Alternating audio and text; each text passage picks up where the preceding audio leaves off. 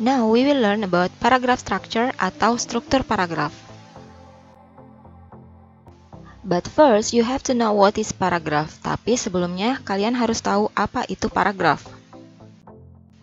A paragraph is a group of related sentences that discuss one main idea. Paragraf adalah kumpulan atau gabungan dari kalimat-kalimat yang saling berhubungan untuk mendiskusikan atau membahas sebuah ide pokok. A paragraph can be as short as one sentence or as long as 10 sentences or more. The number of sentences is unimportant. However, the paragraph should be long enough to develop the main idea clearly. Jadi sebuah paragraf itu bisa pendek ataupun panjang. Bisa pendeknya cuma 1 kalimat atau panjangnya itu lebih dari 10 kalimat. Jumlah kalimat dalam satu paragraf itu tidak penting. Yang jelas satu paragraf itu harus cukup untuk mengembangkan satu main idea secara jelas. Generally, paragraph structure itu terdiri dari 3. The first is topic sentence, the second is supporting sentences, and the last one is concluding sentence. Jadi, struktur paragraf itu umumnya ada 3. Yang pertama adalah topic sentence, yang kedua adalah supporting sentences, dan yang ketiga adalah concluding sentence. Now, let's discuss these 3 parts of paragraph.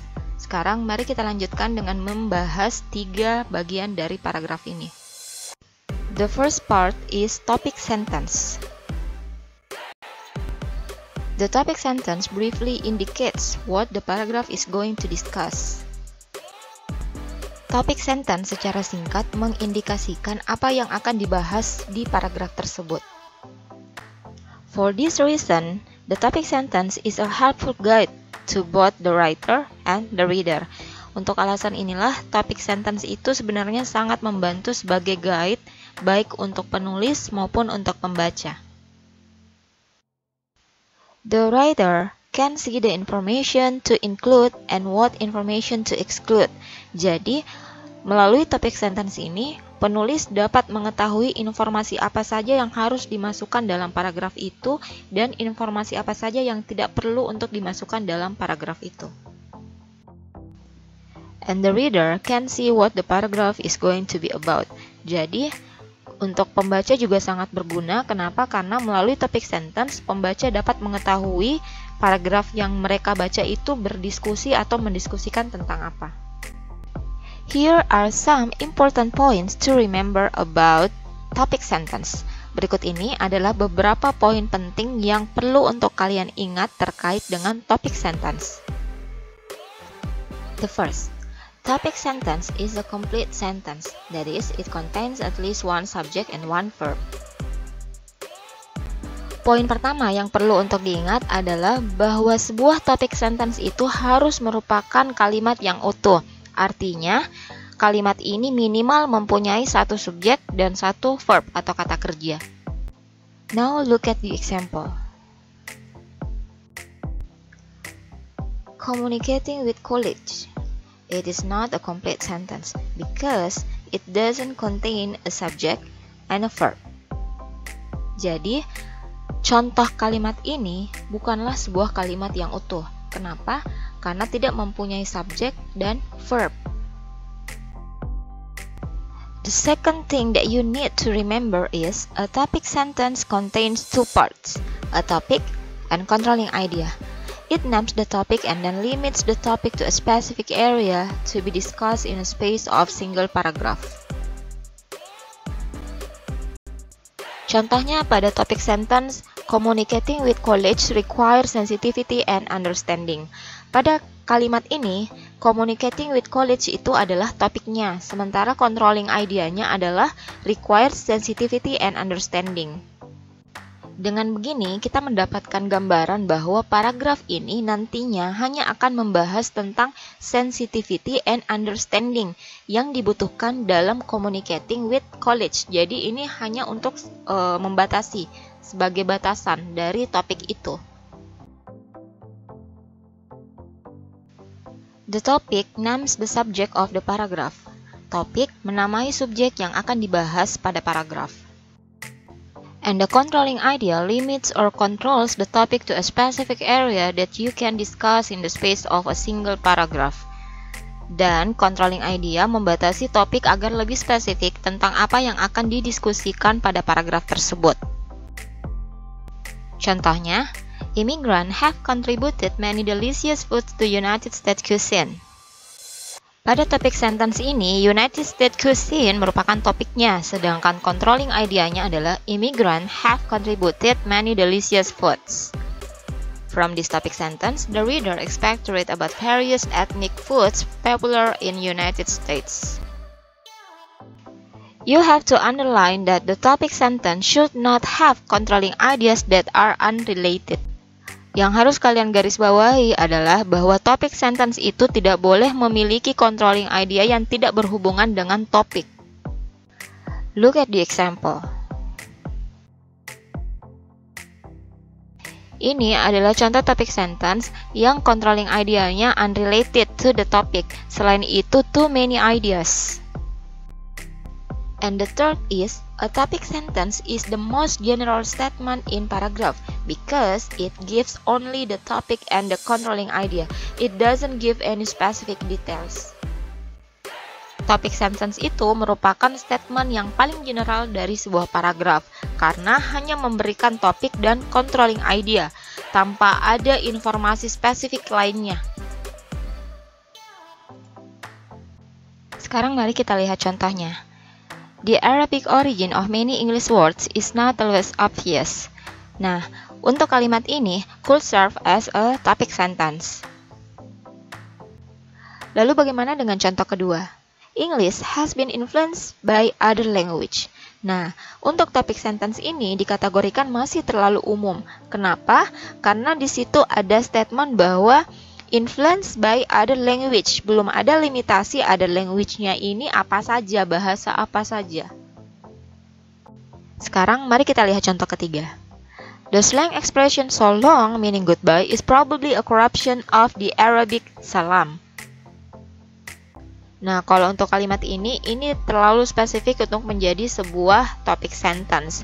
It could serve as a supporting sentence. Jadi, untuk kalimat ini sebenarnya lebih cocok untuk menjadi supporting sentence dibandingkan menjadi topic sentence.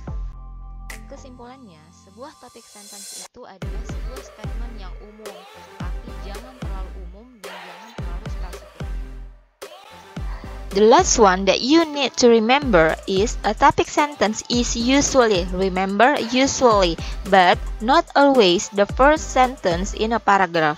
Jadi, sebuah topic sentence itu biasanya ada di awal paragraf. Jadi tidak selalu ada di awal paragraf. Next, we will discuss about the second part of the paragraph structure. It is supporting sentences. What is supporting sentences? The supporting sentences explain or prove the topic sentence. Supporting sentence adalah kalimat-kalimat setelah topic sentence yang berfungsi untuk menjelaskan atau menguatkan topic sentence. There are two kinds of specific supporting details, namely opinion and examples. Ada dua macam supporting details, atau bisa juga dikatakan bahwa ada dua cara untuk menulis sebuah supporting sentence, yaitu dengan menuliskan opini atau pendapat, selanjutnya boleh juga dengan memberikan examples atau contoh.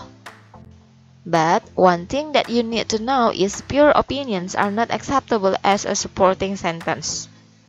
You may use the opinion as a support, but it must be supported by facts. Satu hal yang mesti kalian ingat adalah opini sebenarnya tidak bisa dikategorikan sebagai supporting sentence dalam academic writing. Jadi kalau kalian mau menggunakan opini atau menuliskan opini, maka ini harus didukung oleh fakta. Jadi menulis opini dulu tapi diikuti oleh fakta. Faktanya ini bisa berupa data statistik atau quotation. Now, let's discuss about opinion and facts. In supporting your ideas, it is important to distinguish between facts and opinions. Jadi, dalam menulis sebuah supporting sentences, sangat penting untuk bisa membedakan antara fakta dan opini atau pendapat. Opinions are subjective statements based on person's belief or attitudes. Jadi, opini ini adalah statement yang subjektif berdasarkan person's belief dan attitudes. Contohnya, women are better communicators than men. Smoking is a bad habit. English is an easy language to learn. Semua kalimat ini merupakan opini.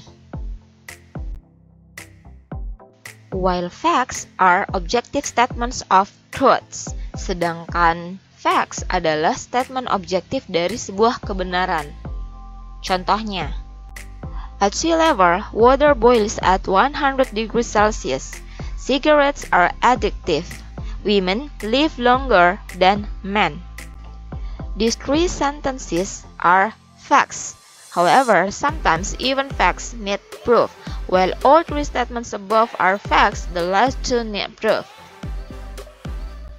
Ketiga kalimat ini merupakan contoh dari fakta.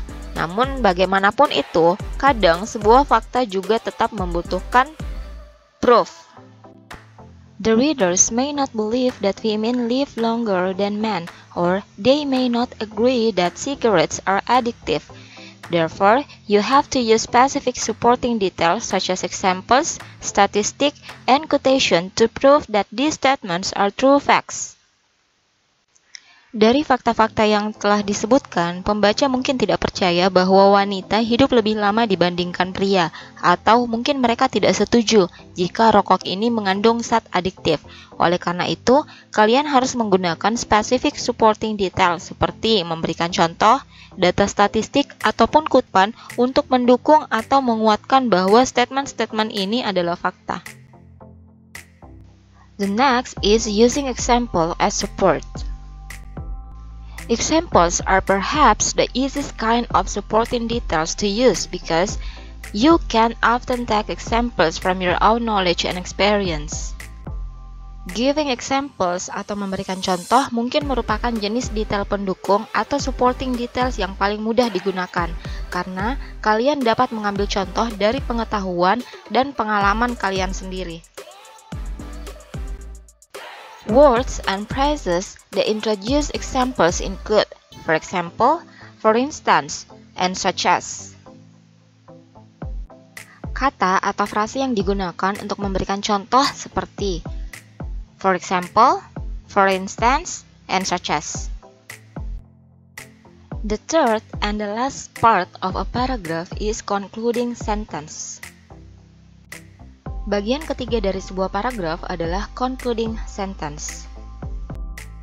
The concluding sentence serves two purposes. It signals the end of the paragraph and reminds the reader of the important ideas. Concluding sentence itu tujuannya ada dua. Yang pertama untuk memberikan signal bahwa ini adalah bagian akhir dari sebuah paragraf. Dan yang kedua adalah untuk mengingatkan pembaca tentang ide-ide penting dari paragraf yang telah dibaca. Write this paragraph either by summarizing the main points of the paragraph or by repeating the topic sentence in different words or do paraphrasing. Dalam menulis concluding sentence ini, kalian bisa melakukannya dengan menyimpulkan atau merangkum ide-ide pokok dari paragraf tersebut, atau boleh juga dengan mengulang topik sentence tapi dengan kata-kata yang berbeda atau melakukan paraphrasing.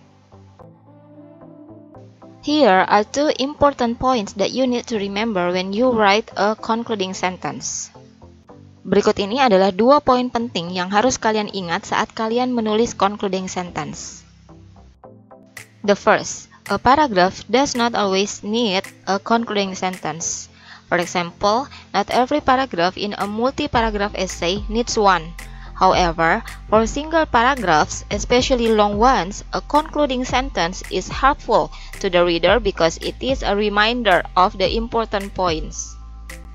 Dalam sebuah paragraf, tidak harus selalu ada concluding sentence. Contohnya, tidak semua paragraf pada sebuah esai membutuhkan concluding sentence. Tapi, untuk single paragraph, khususnya paragraf yang panjang, kalian perlu untuk menuliskan concluding sentence sebagai pengingat atau reminder kepada pembaca tentang poin-poin penting dari paragraf yang sudah kalian tulis. The second is never introduce a new idea in the concluding sentence. Jadi, jangan pernah memperkenalkan sebuah ide baru dalam concluding sentence. Berikut ini adalah kata atau frasa yang bisa kalian gunakan untuk menulis concluding sentence. Ingat, saat menulis concluding sentence, ada beberapa frase atau kata yang harus diikuti oleh tanda koma dan ada juga yang tidak perlu diikuti dengan tanda koma, seperti yang terlihat pada tabel. Ini adalah gambaran dari sebuah paragraf. Bagian atas adalah topic sentence yang diikuti oleh beberapa supporting sentences, di mana pada setiap supporting sentences diberikan contoh.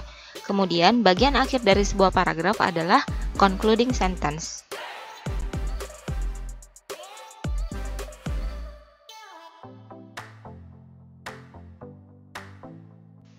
Dan ini adalah contoh dari sebuah paragraf. Tulisan yang berwarna merah adalah topic sentence, tulisan yang berwarna hijau adalah supporting sentences, dan yang berwarna pink adalah concluding sentence.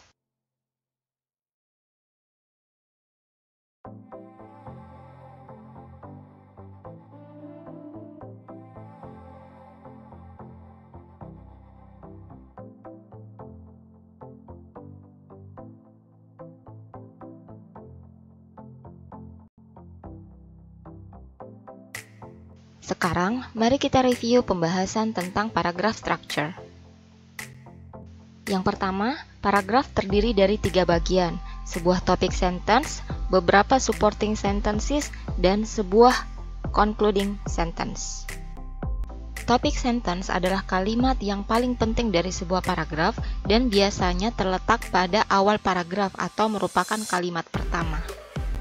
Sebuah topic sentence yang baik akan memiliki topik dan controlling idea, di mana controlling idea di sini memberikan batasan atau menginformasikan kepada pembaca tentang apa yang akan dibahas di paragraf yang mereka baca. Yang kedua, supporting sentences menjelaskan controlling idea secara detail. Concluding sentence adalah kalimat yang merangkum poin-poin yang dibahas pada paragraf, biasanya dimulai dengan conclusion signals. Okay, that's all my explanation about paragraph structure. Demikianlah penjelasan saya tentang struktur dari sebuah paragraf. Thanks for watching dan semoga bermanfaat.